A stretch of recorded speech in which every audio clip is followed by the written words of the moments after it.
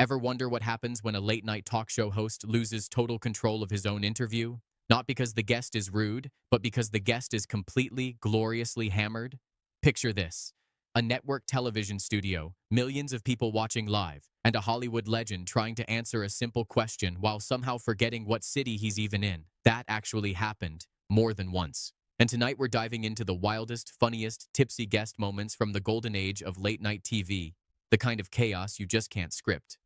Foster Brooks. Let's start with the guy who basically invented the lovable drunk character. Except here's the twist. He wasn't drunk at all. Foster Brooks was a former radio and news broadcaster with a booming, serious voice, and he built an entire comedy career pretending to be sloshed on stage while staying stone cold sober the whole time. That's not easy. Try slurring your words on purpose for 10 minutes straight without cracking a smile or losing the thread of your own joke. Foster made it look effortless. His signature move was strolling out to the podium acting like he'd already had one too many, then immediately spiraling into a story that made absolutely no sense, and that was the point. In one routine, he starts babbling about seeing a snake and a gorilla near the podium, stammering and repeating himself like his brain and mouth were fighting each other. The crowd loses it before he even gets to the actual joke. Then he pivots into this long, rambling story about a family trip to the zoo, where his sister-in-law catches the eye of a gorilla. And I mean really catches his eye. The gorilla reaches through the bars, grabs her, and starts pulling her into the enclosure. Panicked, she yells to her husband, "What am I supposed to do?" And his advice? Tell him you've got a headache.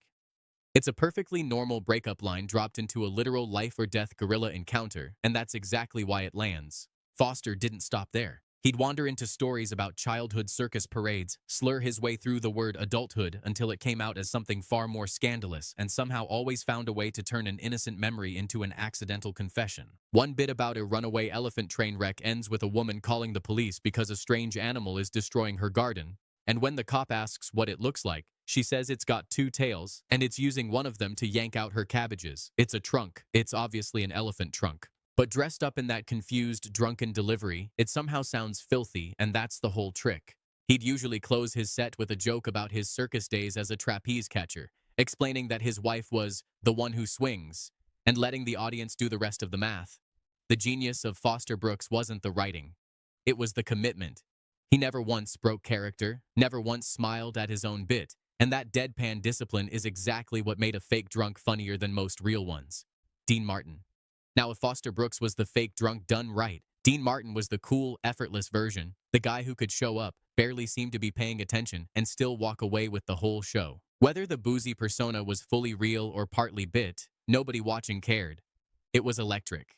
He'd sit down and immediately start needling the host, telling him flat out he only tunes in because the monologue puts him to sleep. A compliment and an insult wrapped into one delivered with total charm. He'd rib the host about his dating history with a straight face, tossing out a joke about working 4 nights a week that clearly wasn't about work at all. One of his funniest bits was mangling the word biathlon, that Olympic event where skiers stop to shoot targets, into something that sounded like 3 completely different made-up words in a row, each one wronger than the last, while insisting he definitely knew the correct term. Then he'd casually mention finishing his first novel, Deadpan, before revealing his drink was just apple juice. Except the apple juice, he claimed, cost him $800, because why not brag about being rich while pretending to be plastered? He had this whole bit riffing on old sayings, twisting "love makes the world go round" into something about it going up and down, then quoting a fake piece of drunken wisdom that basically says you're not really drunk until you can lie flat on the floor without needing to hold on. It's a nonsense metric, but delivered with total confidence, it somehow sounds like genuine barroom philosophy.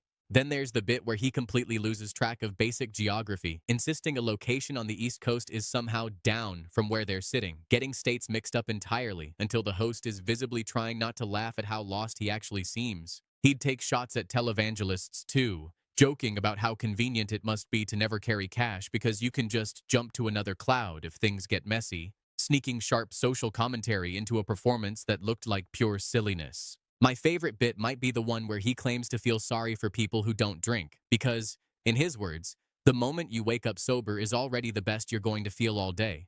It's a bleak little joke dressed up as a toast, and the crowd eats it up every time. He'd wrap segments talking about his marriage, joking that he only ever calls his wife baby or sweetheart, because he genuinely cannot be trusted to remember her actual name. A confession that's somehow both self-deprecating and smooth at the same time. That contradiction was his whole brand. sloppy enough to be hilarious, sharp enough to always land the punchline. Peter O'Toole. Then there's the strangest entry on this list. The night a legendary British actor came on looking every bit the polished movie star, and within about 30 seconds it was obvious something was seriously off. The host later admitted he couldn't tell at first if the guy was joking around or actually fully intoxicated. Turns out it was the second one. When asked how long he'd be staying in town, the answer he gave was so disconnected from the question that the host genuinely didn't know how to respond. His excuse for the whole evening was almost charming in its politeness. He explained he'd been traveling through places like Hawaii, and every single stop happened to line up with cocktail hour, and, well, it would have been rude not to partake. Very proper, very British, very drunk.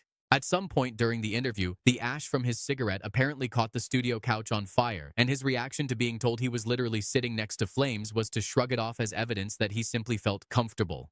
Somewhere in the middle of all this, he veered into a genuinely bizarre tangent about people on a film set mistaking him for the director and asking him for instructions, leaving him just as confused about what to tell them as everyone watching at home was about what he was talking about. There's a moment where the host straight up asks if he'd put a lit cigarette in his pocket, and rather than answering, he pivots into a completely unrelated comment about having a cold. Somewhere near the end, he launches into an oddly detailed rant about a movie studio trying to slap an unflattering nickname on stunt performers, getting visibly worked up over industry politics in a way that felt completely disconnected from everything else he'd said all night.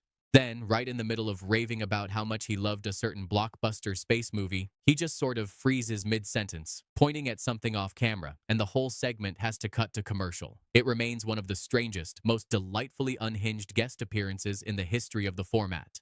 More Dean Martin chaos. Because one round of Dean wasn't enough, let's rewind to another appearance where he's somehow even looser. He opens by joking that the studio crowd must actually be 100 people crammed into a birthday party at his buddy's place, watching from bed. When asked what gift he got for said friend's 60th birthday, his answer is a shockingly inappropriate joke about giving glands as a present, delivered so casually that it takes a second to land.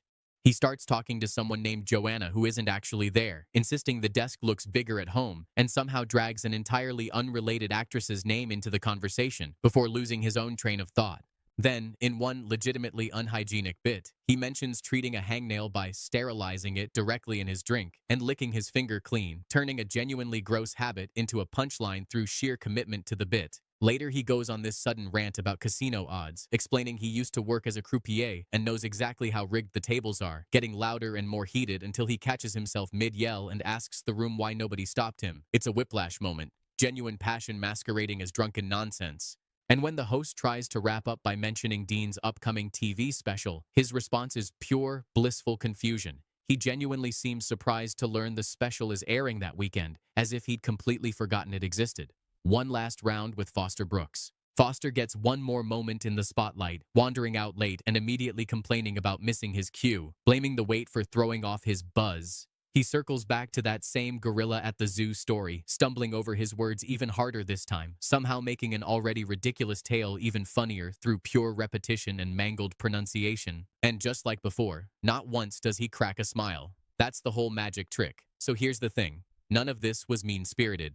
It wasn't shock value. It was pure comedic craftsmanship. Whether the performer was faking it flawlessly or riding a real buzz on live television, Foster Brooks proved that discipline and control could make a fake drunk funnier than the real thing. Dean Martin proved that charm can survive absolutely anything, even total incoherence. And Peter O'Toole proved that sometimes the funniest television isn't written at all. It just happens. So tell me, out of all these moments, which one actually made you laugh out loud? Drop it in the comments, hit that like button if this took you back, and subscribe if you want more deep dives into the wildest unscripted TV moments ever caught on camera.